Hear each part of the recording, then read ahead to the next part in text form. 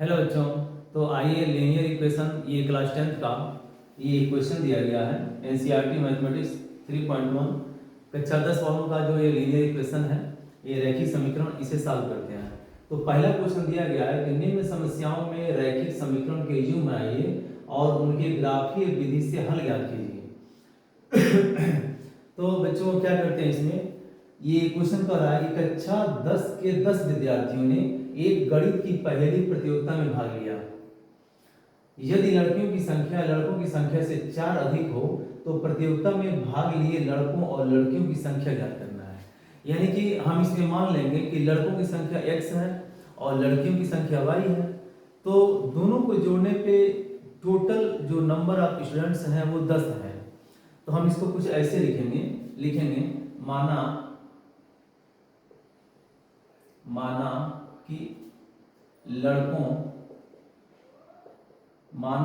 लड़कों की संख्या बराबर x तथा लड़कियों की संख्या बराबर y। मान लेते हैं कि लड़कों की संख्या x है और लड़कियों की संख्या y है। तो दोनों को जोड़ने पे होना चाहिए 10। तो यहाँ पे लिख देंगे हम, इसलिए x plus Y equal to 10 और ये समीकरण 1 हो गया। और बिल्कुल इसी तरह से चूंकि यहाँ पे x plus Y equal to 10 हो रहा है और सवाल ये कर रहा है कि यदि लड़कियों की संख्या लड़कों की संख्या से 4 अधिक हो तो लड़कियों की संख्या क्या है, y है। तो y इक्वल टू कहा जा रहा है कि y equal to x plus 4, ये समीकरण हो जाएगा 2। क्योंकि लड़कों की संख्या x है तो 4 अधिक है इससे, यानी x प्लस 4 हो जाएगा। तो हम यहाँ से क्या करेंगे और हमें ये बताना है कि x की वैल्यू क्या होगी और y की वैल्यू क्या होगी, मतलब लड़कियां कितने हैं और लड़के कितने हैं। तो हम यहाँ से निकाल सकते हैं कि यहाँ पे लिख सकते हैं कि y का मान समीकरण 1 में रखने पर इससे हमको मालूम हो जाएगा कि लड़कियां कितने हैं और लड़के कितने हैं। तो रखिए इसकी वैल्यू, ये हो जाएगा आपका, चूंकि y की जगह पे रखेंगे तो हो जाएगा x प्लस y की वैल्यू है आपका x प्लस 4 इक्वल टू कितना है 10। तो x और x मिलकर हो जाएगा 2x और प्लस 4 इक्वल टू 10। तो हो जाएगा यहाँ पे 2x इक्वल टू 10 और माइनस में 4 यानी कि 6 मिला। तो x इक्वल टू क्या मिलेगा 3, x इक्वल टू 3। और यही x का मान समीकरण 2 में रखने पर तो हमें y का मान मिल जाएगा। तो यहाँ लिख सकते हैं कि x का मान समीकरण 2 में रखने पर तो रख दीजिए। तो मिल जाएगा हमको y इक्वल टू x की वैल्यू 3 है तो 3 और प्लस में 4, तो y की वैल्यू क्या मिला 7। इस तरह से यहाँ लिख सकते हैं कि x इक्वल टू हमें 3 मिला है और y इक्वल टू मिला है हमें 7। इस तरह से हमें ये मिल गया। आइए समझते हैं कि इसको ग्राफ पर हम कैसे इसको रखेंगे। तो ग्राफ पे रखने के लिए इसे हम क्या करेंगे, यहाँ लिखेंगे समीकरण 1 से। तो यहाँ पे न लिख करके इसको हम यहाँ लिखते हैं, यहाँ लिखेंगे समीकरण 1 से। तो समीकरण 1 है क्या, समीकरण 1 यहाँ पर दिया गया है। तो लिखेंगे हम x plus Y equal to 10। तो अगर हम यहाँ पे बना लेते हैं कुछ इस तरह से, x है और ये y है, बना लेते हैं। तो जब हम x की वैल्यू पुट करते हैं 0 तो y इक्वल टू तो 10 मिलेगा। और अगर हम y की वैल्यू 0 पुट कर देते हैं तो x मान क्या मिलेगा 10। तो हमें इसकी 2 वैल्यू मिल गया है। इसी तरह से यहाँ पर थोड़ा चेक कर लेते हैं। तो यहाँ पे x दिया गया है और y दिया गया है, तो थोड़ा चेक कर लेते हैं।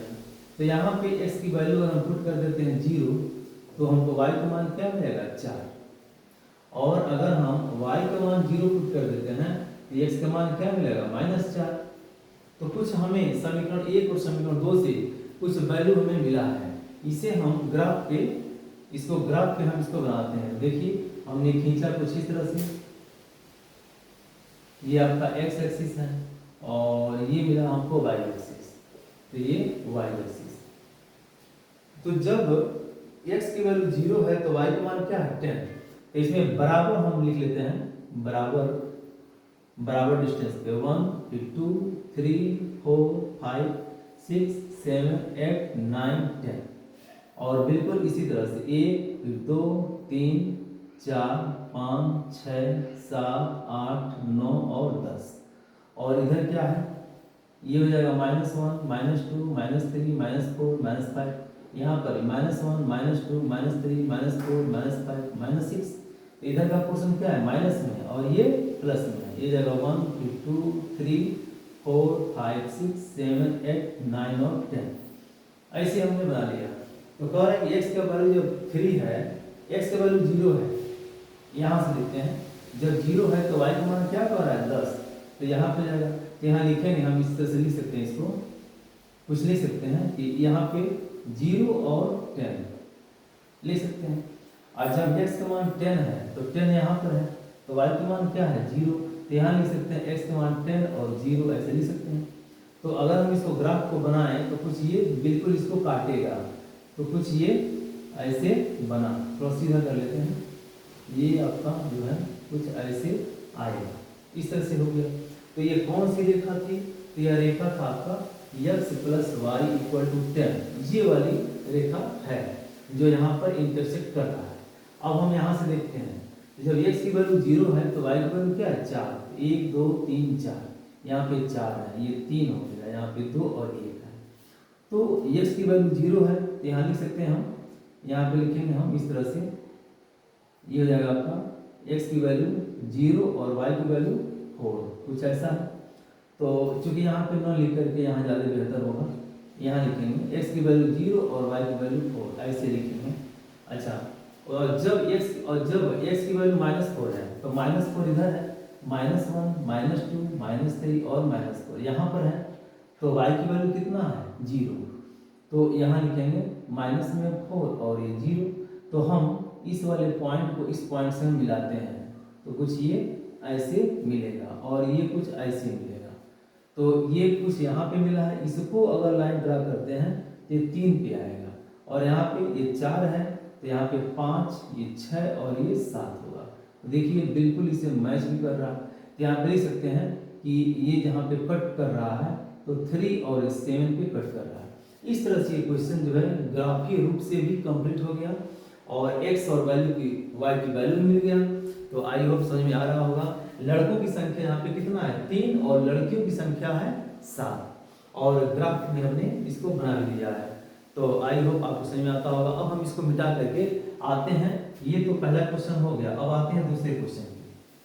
इस दूसरे क्वेश्चन को हम सॉल्व करते हैं। बस वीडियो में बने रहिए, और वीडियो अच्छा लगे तो फिर लाइक कीजिए और शेयर कीजिए। आइए इसको मिटाते हैं।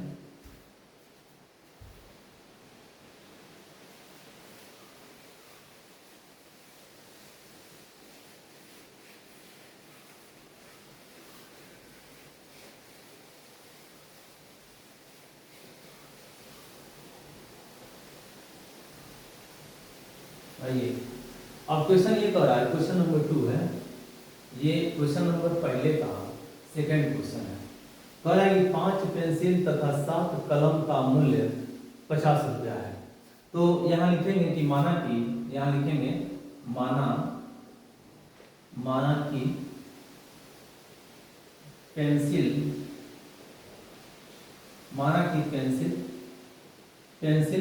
x तथा पेंसिल की संख्या, यहाँ लिखेंगे पेंसिल की संख्या बराबर x तथा कलम अच्छा, पेंसिल का मूल्य है, संख्या नहीं है।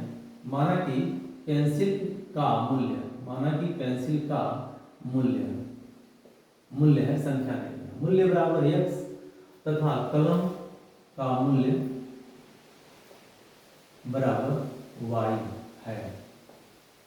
मान लेते हैं कि x रुपया और y रुपया है। पेंसिल का कलम जो है x रुपया है और कलम का मूल्य y रुपया है। तो प्रश्नानुसार यहाँ लिखेंगे, प्रश्नानुसार क्या कह रहा है 5 पेंसिल, तो यहाँ लिख सकते हैं 5x और प्लस क्या है तो 7y, यहाँ पे 7y इक्वल टू कितना रुपया है तो 50 रुपया है। तो यहाँ पे लिखेंगे हम रुपया कितना तो 50। ये समीकरण 1 हो गया। यहाँ पे ये 9 लगा करके सिंपल 9 लगा करके 50 रुपया हम समझ सकते हैं। इसके बाद से दूसरा चीज कह रहा है कि जबकि 7 पेंसिल, अब यहाँ देखिए तो 7x और प्लस 5y इक्वल टू कितना दिया गया है पर आएगा 46 रुपया है, तो हो जाएगा 46 रुपया। ये इक्वेशन हो गया हमारा सेकेंड। जब 5 पेंसिल और 7 कलम थे तो 50 रुपया दाम था, और जब 7 पेंसिल और 5 कलम हो गए तो 46 रुपया दाम है। तो हमें ये बताना है कि एक पेंसिल का और एक कलम का कितना दाम है, कितना रुपया है, और इसको ग्राफीय रूप में भी बताना है। ठीक है, इसको ग्राफ के रूप में यहाँ पे कह रहा है कि ग्राफीय विधि से हल क्या कीजिए। तो सबसे पहले चेक कर लेते हैं कि कितना कितना है, उसके बाद से ग्राफ बनाते हैं। तो यहाँ पे लिखेंगे हम समीकरण 1 से, यहाँ लिखेंगे समीकरण फर्स्ट से। तो सबसे बढ़िया है एक इसमें टेक्निक लगाते हैं x और y निकालने के लिए। यहाँ देखिए ये हो जाएगा x और ये हो जाएगा y। तो जब हम x की वैल्यू 3 पुट कर देते हैं, हमारा कोशिश यही रहता है कि एक 0 हो जाए। तो हम चाहे तो यहाँ पे 0 ही पुट कर सकते हैं, लेकिन अगर 0 पुट करेंगे तो y का मान निकलेगा नहीं। और अगर हम इसमें 3 पुट करते हैं तो देखिए क्या होगा, x की वैल्यू 3 पुट करते हैं तो यहाँ पे 15 हो जाएगा, और ये 15 जब उधर जाएगा, इसे चेक कर लेते हैं। यहाँ देखिए 5 × 3 और प्लस 7y इक्वल टू 50 दिया गया है। तो ये हो जाएगा आपका 15 और प्लस क्या है 7y इक्वल टू 50। तो 7y इक्वल टू 50 और माइनस में 15 तो हो जाएगा आपका 35। तो y इक्वल टू क्या मिलेगा 5। तो y का मान जो आया है वो 5 आया है। इस तरह से यहाँ पे लिखेंगे हम 5, ये हो गया। और जब हम y का मान, अब यहाँ लिखेंगे जब y इक्वल टू 0, जब y का मान और हम 0 पुट कर देते हैं तब देखिए क्या मिलेगा। तब ये हो जाएगा आपका, यहाँ 0 पुट करेंगे तो यहाँ लिखिए हो जाएगा आपका 5x और प्लस 0 इक्वल टू है 50। तो x इक्वल टू क्या मिलेगा 50, और इधर आ जाएगा आपका बटे में 5, तो हो जाएगा आपका 10। तो x इक्वल टू मिलेगा हमको 10। अब हम इस चीज को मिटा सकते हैं, क्योंकि हमें वैल्यू मिल गया है, इसको हम मिटा देते हैं और फिर हम इस समीकरण से वैल्यू निकालते हैं। तो यहाँ देखिए, यहाँ लिखेंगे समीकरण सेकंड से। तो यहाँ पे क्या मिलेगा देखिएगा, यहाँ लिखते हैं x और ये हो जाएगा y। तो x की वैल्यू अगर हम कितना रखें, अगर यहाँ पे x इक्वल टू अगर 3 पुट कर देते हैं तो क्या मिलेगा देखिए, तो हो जाएगा आपका 7 × 3 और प्लस 5y इक्वल टू 46 है। तो हो जाएगा 5y इक्वल टू 46 और माइनस में 21। तो 6 में से 1 जाएगा 5 और ये जाएगा 5 2। तो y इक्वल टू क्या मिलेगा, कुछ ही तरह कट जाएगा। तो y इक्वल टू मिला हमको 5 मिला। तो यहाँ पे लिख सकते हैं हम, जब x की वैल्यू 3 था तो y इक्वल टू 5 मिला है। और अब हम अगर y की वैल्यू -2 पुट कर देते हैं, यहाँ लिखेंगे when y इक्वल टू -2, तब क्या मिलेगा देखिए। तो ये दिया गया है 7x और प्लस 5 × -2 इक्वल टू 46 दिया गया है। तो 7x और माइनस में 10 बराबर 46। तो 7x इक्वल टू हो जाएगा 46 और प्लस में 10 तो हो जाएगा 56। तो x इक्वल टू क्या मिलेगा 7 और 8 56। तो x इक्वल टू 8 मिला। तो यहाँ लिख देंगे हम x इक्वल टू 8 मिल रहा है जब y की वैल्यू -2 पुट किया गया है। आई होप समझ में आ रहा होगा, एक एक चीज क्लियर करना है और ऐसा कुछ भी नहीं है जो छूट रहा हो। तो फिर वीडियो को आप इत्मीनान से देखिए, बिल्कुल समझ में आएगा। और इसको हम मिटा देते हैं और आते हैं अब हम ग्राफ बनाने के लिए। तो इसका ग्राफ हम बनाते हैं, यहाँ पे इसको मिटा सकते हैं और बहुत ही मजेदार ग्राफ बनने वाला है। देखिए अब हम क्या करेंगे, इसमें यहाँ पर x एक्सिस और y एक्सिस हम ड्रा कर लेते हैं। ये हो गया। तो कह रहा है यहाँ से देख रहे हैं कि x की वैल्यू जब 3 है तो सबसे पहले हम इसमें बराबर दूरी पर 1 1 2 3 4 5 6 7 8 9 और 10, यहाँ पर भी 1 2 3 4 5 6 7 8 9 और 10 हमने इसको ड्रा कर लिया। इधर भी 1 2 3 4 5 6, यहाँ पर भी -1 -2 -3 -4, क्योंकि ये जो है 1 फिर 2 3 फिर 4 5 ऐसे ऐसे यहाँ पे 10 है। और इधर भी आपका हो जाएगा 1 फिर 2 फिर 3 फिर 4 5 6 7 8 9 और 10, यहाँ पे जाएगा -1 -2 -3 -4 और -5, और यहाँ हो जाएगा -1 फिर -2 और -3 -4, इस तरह से समथिंग रहेगा। तो यहाँ से हम देख रहे हैं इस वाले क्वेश्चन से, जब x की वैल्यू 3 है तो y की वैल्यू 5 है, तो आइए ये हो जाएगा आपका 3 वाला पॉइंट है और यहाँ पे है 5 वाला पॉइंट। तो ठीक है, 3 और 5 मतलब कुछ हम ऐसे इसको ड्रा कर सकते हैं, कुछ ऐसे हम ड्रा कर सकते हैं।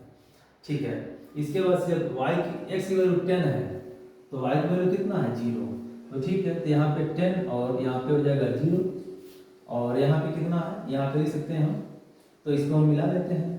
अब हम इसको मिला देते हैं और फिर यहाँ पे कह रहा है इसको मिलाइए, ये हो जाएगा कुछ आपका, ये कुछ ऐसे मिला। और ये इक्वेशन कौन सा है, इक्वेशन है आपका 5x, यहाँ पे दिया गया 5x और प्लस 7y और इक्वल टू 50, कुछ इस तरह से। और फिर कह रहा है x इक्वल टू 3 पे y इक्वल टू 5 है, ये तो दिख रहा है, यानी कि 3 कामा 5 है यहाँ पे। और फिर कह रहा है कि x की वैल्यू 8 है, तो 8 कहीं यहाँ पर है, तो y की वैल्यू क्या है -2, तो -2 कुछ यहाँ पे है, तो हम इसको थोड़ा सा इसे बढ़ा लेते हैं और इसको यहाँ पे मिला लेंगे। तो अब हम यहाँ से ग्राफ बनाएंगे, x इक्वल टू है आपका 8 और y इक्वल टू -2, तो ग्राफ बनाइए, ये कुछ ऐसे कट करेगा, तो कुछ ये ऐसे जाएगा, इस तरह से आएगा ग्राफ, कुछ ये ऐसे हो गया। तो इस तरह से, और ये इक्वेशन कौन सा है, तो ये है आपका 7x और प्लस 5y इक्वल टू 46, कुछ ये वाली लाइन दोनों क्लियर हो गया। इस तरह से ये आंसर जो है कंप्लीट रूप से हमें मिल गया है, ये इक्वेशन, ये ग्राफ जो है कंप्लीट रूप से मिल गया है और इसकी वैल्यू जो मिल गई है। यानी कि जब यहाँ पे कह रहा है कि पेंसिल का मूल्य जब 3 रुपया मिल रहा है तो कलम का मूल्य क्या है 5 है, और जब पेंसिल का दाम 8 रुपया है तो कलम का दाम क्या है -2 है। और इस वाले से जब पेंसिल का दाम 3 रुपया तो कलम का दाम 5 रुपया, और जब पेंसिल 10 रुपया तो कलम का दाम क्या है 0 है। ये ग्राफ ये शो कर रहा है कि ग्राफ कैसे बनेगा। ये हमारा है x एक्सिस और ये है हमारा y एक्सिस। तो इस तरह से कंप्लीट क्वेश्चन हो गया, क्वेश्चन ये कंप्लीट हो गया। आइए समझते हैं क्वेश्चन नंबर 2 का पहला क्वेश्चन, इसको मिटा देते हैं।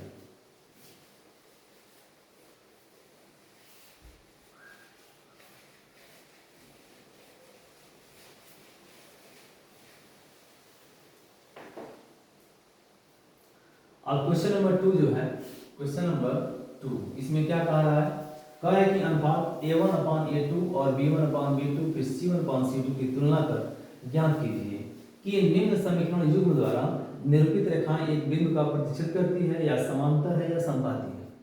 तो इसके लिए हम क्या करेंगे, इसके लिए हम क्या करेंगे, अनुपात यहाँ दिया गया है कि अनुपात a1/a2 और b1/b2, तो देखिए कब प्रतिच्छेद करती है, कब समांतर होता है और कब समपाती होती है। तो ध्यान दीजिएगा, यहाँ ध्यान देंगे बच्चे कि प्रतिच्छेद का मतलब क्या होता है। प्रतिच्छेद,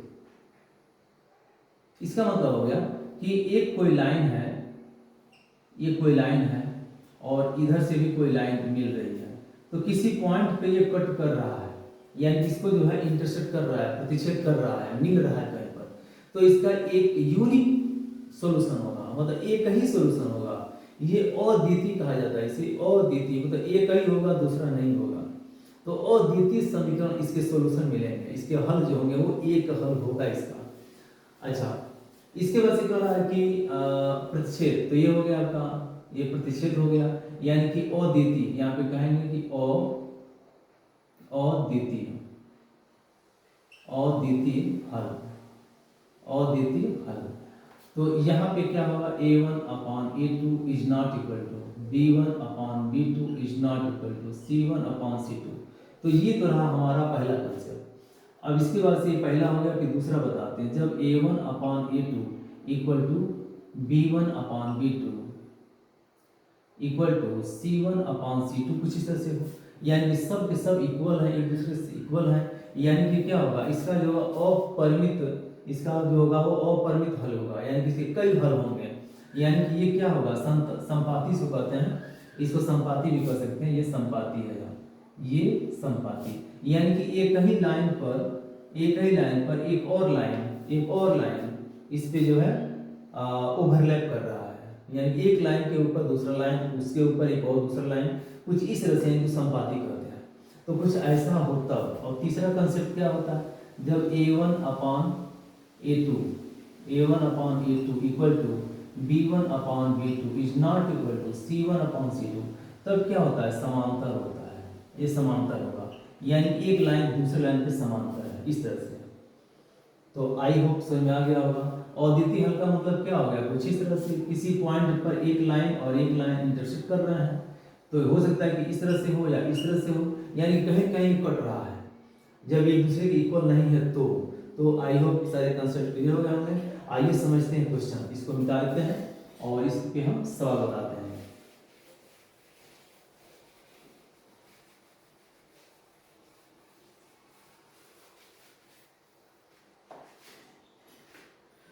इसके हल अब हम बताते हैं इसको। तो क्वेश्चन नंबर फर्स्ट दिया गया है, पहला है क्वेश्चन आपका इस तरह से, पहला दिया गया है कि 5x माइनस 4y और प्लस 8 बराबर 0, और इसके साथ है 7x और प्लस 6y, फिर माइनस में 9 इक्वल टू 0। तो इसकी तुलना कर देते हैं किससे, A1 upon A2 equal to B1 upon B2 equal to C1 upon C2 से, इसे हम तुलना कर देते हैं। तो क्या दिख रहा है हमें, इसे जब हम तुलना करेंगे तो क्या मिलेगा हमें, देखिए ये हो जाएगा आपका कुछ 5 upon 7 equal to minus 4 upon 6 equal to 8 बटे माइनस में 9। तो देख रहे हैं कि इस पे कोई भी इक्वल नहीं है, एक दूसरे के सब जो है कोई भी इक्वल नहीं है, सब इसके एक दूसरे के अलग अलग है। तो यहाँ पे लिख सकते हैं कि नॉट इक्वल, नहीं इक्वल है, यानी कि यहाँ पे क्या होगा, प्रतिच्छेद होगा, यहाँ पे प्रतिच्छेदी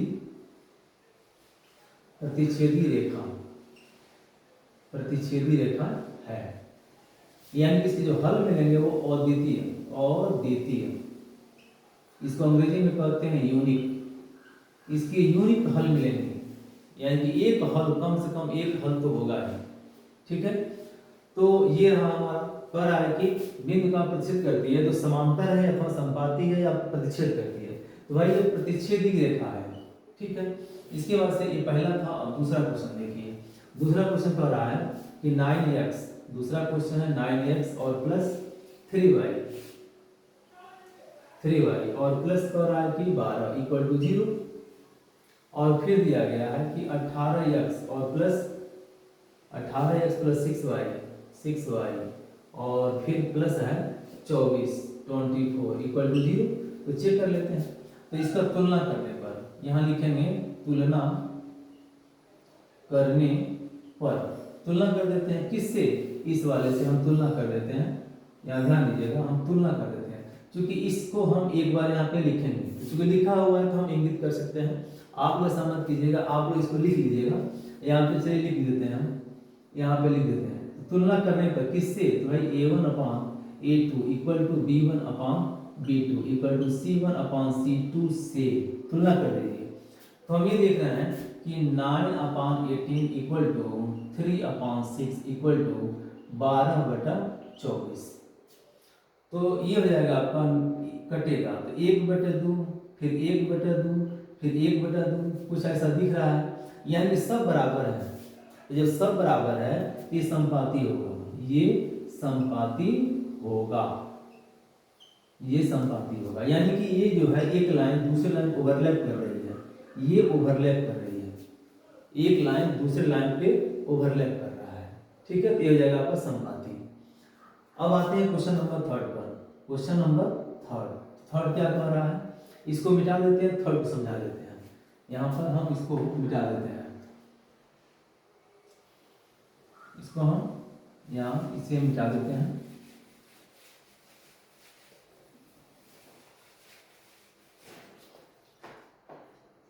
क्वेश्चन नंबर 3, ये 3 क्या है, यहाँ दिया गया है कि 6x और 6x माइनस 3y और प्लस 10 इक्वल टू 0, और फिर कह रहा है कि 2x माइनस में y और प्लस 9 इक्वल टू 0। तो यहाँ पे हम लिखेंगे कि a1 upon a2 equal to b1 upon b2 equal to c1 upon c2 से तुलना करने पर। तो तुलना करते हैं, देखिए ये हो जाएगा आपका 6 upon 2 equal to minus 3 upon minus 1 equal to 10 upon 9।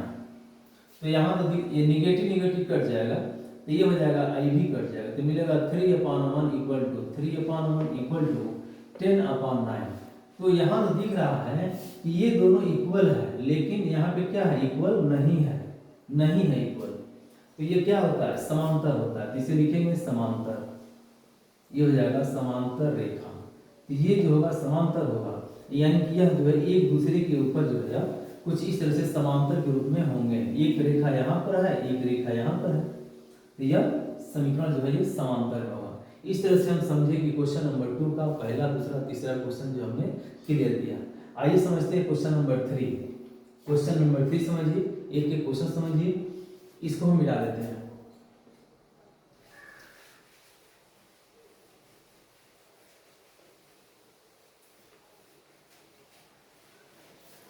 अब हमारा अगला जो क्वेश्चन है वो क्वेश्चन नंबर 3। क्वेश्चन नंबर 3 में क्या कह रहा है बच्चों, कह रहा है कि अनुपातों a1 upon a2, b1 upon b2, c1 upon c2 की तुलना कर ज्ञात कीजिए कि निम्नलिखित समीकरणों के युग्म संगत है अथवा असंगत। यानी कि हमें सिर्फ ये बताना है कि संगत है या असंगत है, किस रूप में है, क्वेश्चन नंबर 3 कह रहा है। तो आइए समझते हैं। तो यहाँ पर भी लिखेंगे हम, चलिए पहले क्वेश्चन करते हैं। पहला क्वेश्चन देखा जाए कि संगत है या नहीं, तो लिखेंगे 3x और प्लस 2y इक्वल टू 5, और फिर क्या है, तो 2x और माइनस 3y इक्वल टू 7।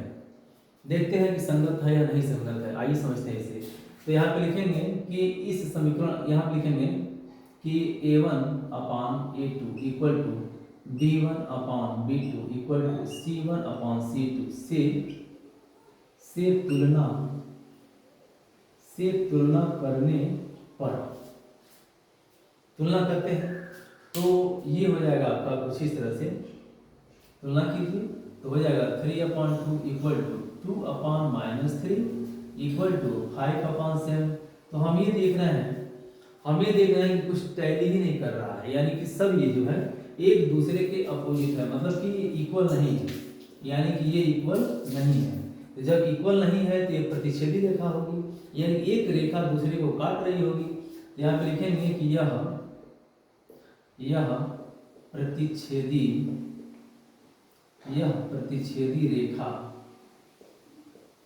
रेखा होगी या प्रतिच्छेदी रेखा है, कुछ ऐसा कह सकते हैं, जैसा भी समझ में आए।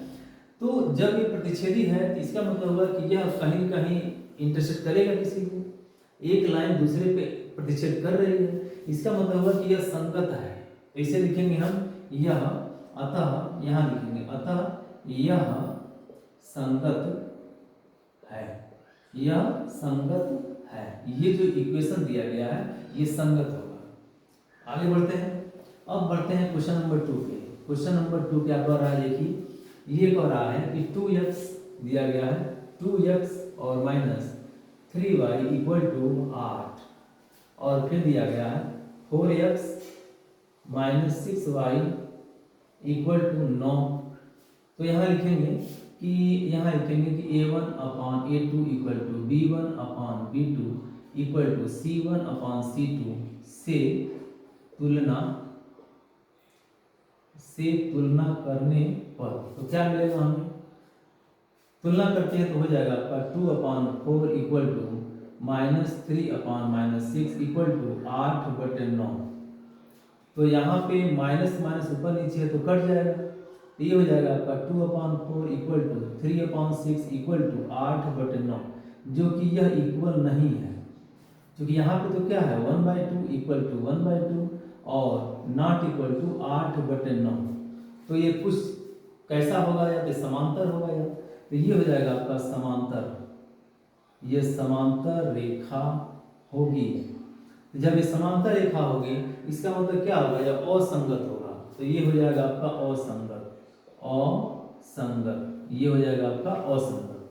आइए समझते हैं नेक्स्ट क्वेश्चन पे। क्वेश्चन नंबर 3 दिया गया है, तो इसको हम मिटा देते हैं, क्वेश्चन नंबर 3 को समझाते हैं।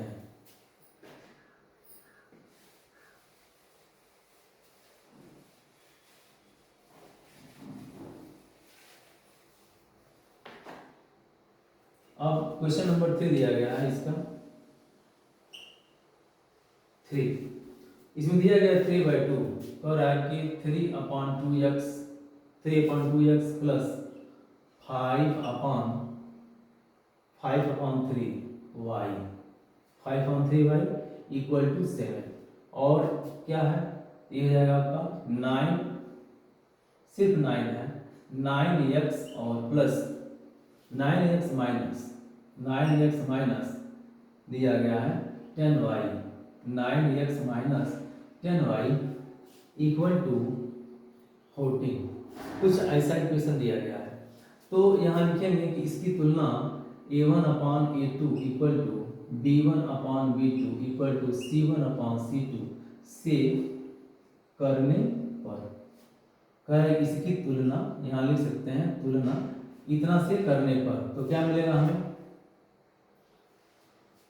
ये हो जाएगा आपका 3/2 और 9 इक्वल टू 5/3/-10 इक्वल टू 7/14। इसको थोड़ा सॉल्व कर लेते हैं, ये तो घूम करके यहाँ आएगा और ये घूम करके यहाँ आएगा, तो हो जाएगा 3/9×18 इक्वल टू, ये क्या हो जाएगा -5/, ये घूम के यहाँ पर आएगा, तो हो जाएगा माइनस में कितना हो जाएगा, यहाँ हो जाएगा 30 और इक्वल टू ये हो जाएगा 7/14। तो हम ये देख रहे हैं ये कटने वाला है, 3 छके 18 इक्वल टू माइनस में ये कटेगा तो 1/6 इक्वल टू 1/2।